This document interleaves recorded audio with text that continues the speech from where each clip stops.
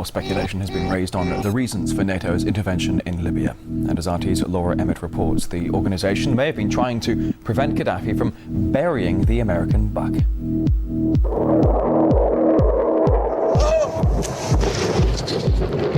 According to some, it's about protecting civilians.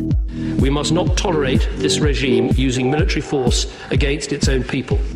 Others say it's about oil. The only reason they're interested with Libya is about the oil. You think we'd be in Iraq if the major export there was broccoli?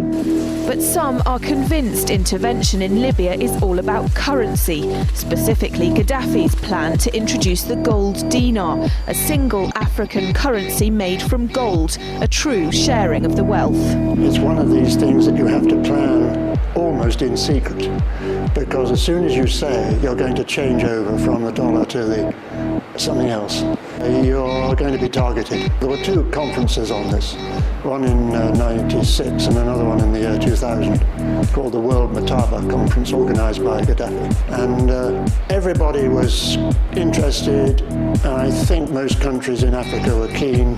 Gaddafi didn't give up. In the months leading up to the military intervention, he called on African and Muslim nations to join together to create this new currency that would rival the dollar and euro. They would sell oil and other resources around the world only for gold dinars. It's an idea that would shift the economic balance of the world. Countries' wealth would depend on how much gold they have, not how many dollars they trade. And Libya has 144 tons of gold. The UK has double that, but 10 times the population. If Gaddafi had an intent to try to reprice his oil or whatever else the country was selling in the global markets and accept something else as a currency, or maybe launch a gold dinar currency, any move such as that would certainly not be welcomed by the power elite today who are responsible for controlling the world's central banks.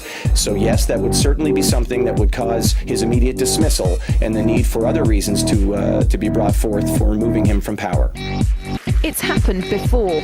In 2000, Saddam Hussein announced Iraqi oil would be traded in euros, not dollars. Sanctions and an invasion followed. Some say because the Americans were desperate to prevent OPEC from transferring oil trading in all its member countries to the euro. The UK's gold is kept here in a secure vault somewhere in the depths of the Bank of England. As in most developed countries, there's not enough to go around. But that's not the case in places like Libya and many of the Gulf states. A gold dinar would have given oil-rich African and Middle Eastern countries the power to turn around to their energy-hungry customers and say, sorry, the price has gone up and we want gold. Some say the US and its NATO allies literally couldn't afford to let that happen.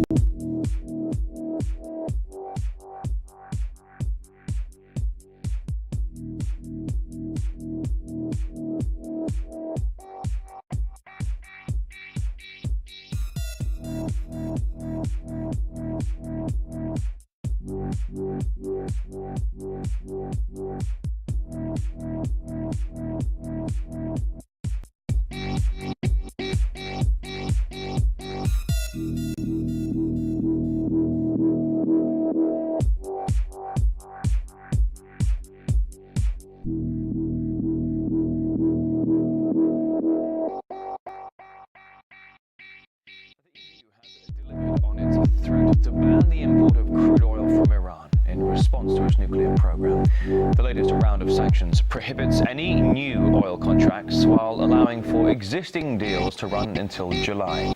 But Tehran is apparently finding ways to keep the business pumping. Reports say Iran will keep supplying one of its biggest customers, India, but will get payment in gold instead of dollars. RT's Priya Sridhar reports from New Delhi.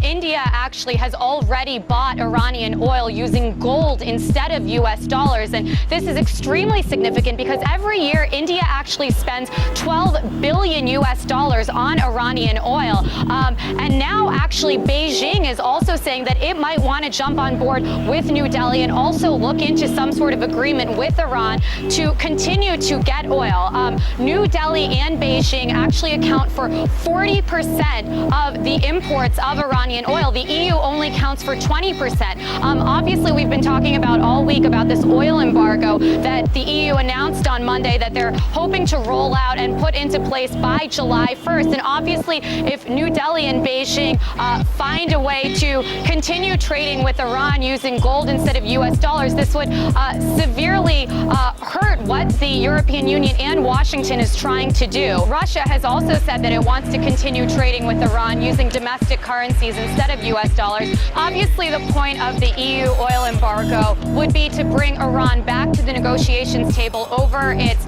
nuclear program. Obviously, Iran has said consistently maintained that this is a peaceful nuclear program. The West believes that they are potentially developing nuclear weapons. So in response to the EU's announcement on Monday that it will place an oil embargo on Iran, Iran has said that it's going to shut the Strait of Hormuz, which is actually where 20 to 30% of the world's oil supply shuttles through. And the United States has said it will absolutely not allow that to happen, even sort of alluding to the fact that it could potentially use military force to make sure that that strait stays open. Moscow has also said that sanctions are an obsolete form of sort of punishing a country and that it's actually going to be counterproductive. Another interesting thing to note here is that if Beijing and New Delhi continue to trade with Iran with gold, it's actually going to increase the value of gold and decrease the value of the US dollar as the global reserve currency.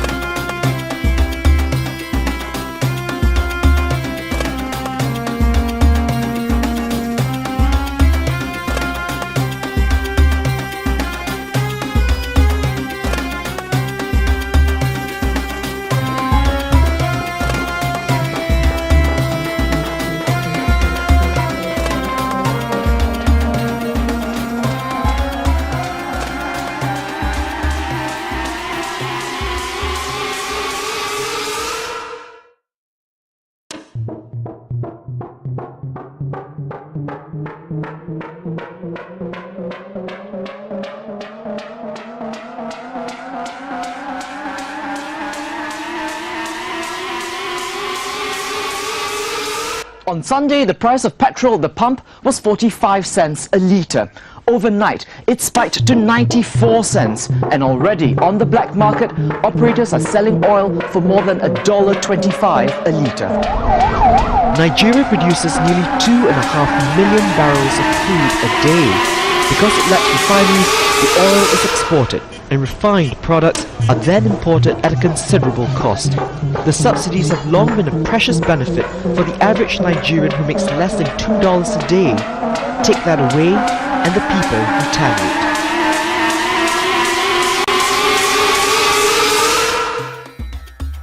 If these are the facts, and they are, where should a red line be drawn? A red line should be drawn right here.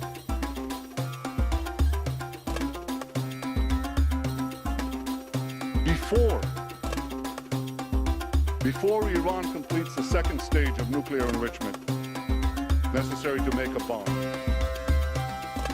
Well, you mentioned the international community here, and I'm curious because the White House has said that the red line on Syria was, in fact, set by the international community, not by the United States itself. Of course, any sort of chemical attack would be absolutely horrific and beyond the norms of any sort of international law if that's what's going to come out of the UN report. But at the same time, why then is there so little international support for strikes in Syria at the moment? Because we've killed, literally, estimates are over millions of people over the last decade prosecuting war on evidence that we knew was set in stone, right? John Kerry's one of the ones that helped get us into Iraq in 2003 because he knew that Saddam Hussein had weapons of mass destruction. I think the world is war weary, and they're no longer trusting the message or the messenger. So it's not a surprise to me that the international community is stepping away from our guaranteed claim that Assad was responsible for this gas attack, if that's indeed what it was. Well, if the world is wary of war, diplomacy should seem like a viable option. But at the same time, we recently just heard that both the Senate Majority Leader and the House Speaker have both declined to meet with their Russian colleagues who are currently in Washington to try to discuss the situation in Syria. What do you read into that decision? Well, I have an interesting point of view on that because, first of all, I think the powers that be in Washington, D.C., both red and blue team, can use this situation in order to solve other problems outside of the Syrian crisis. We're bumping up against $16.6 trillion in debt. We've been at 100 days consistently at 25 million below our legal debt limit. A Syrian conflict would certainly help alleviate that problem by increasing a debt ceiling when we're all holding hands in a patriotic cause of war. But let's not kid ourselves. The president made it really, really clear. He isn't invoking Congress under some constitutional mandate. He's not using the Constitution and going to go the way Congress decides we should on Syria. He's going to do what he's already predetermined he's going to do. He just wants Congress involved because he thinks it will be a stronger statement that if the American has skin in the game. I'm paraphrasing what he said in Sweden just yesterday. So even though Congress is involved and more than likely will come together and authorize some kind of use of force in Syria, it's irrelevant because the president, I think, has already made up his mind, along with the powers that be in Washington, D.C., and people around the world, namely AIPAC, they're all on board, as well as Al-Nusra and Al-Qaeda, that this attack is going to go forward. So even though we're talking about Congress and the people having a say, the truth of the matter is, I think it's been predetermined, and they're going to proceed regardless of what we, the people, want. If the dollar loses its status as a world reserve currency, that is the pillar that underpins American supremacy, then the military pillar, which is the other pillar of American supremacy, will fall away as well.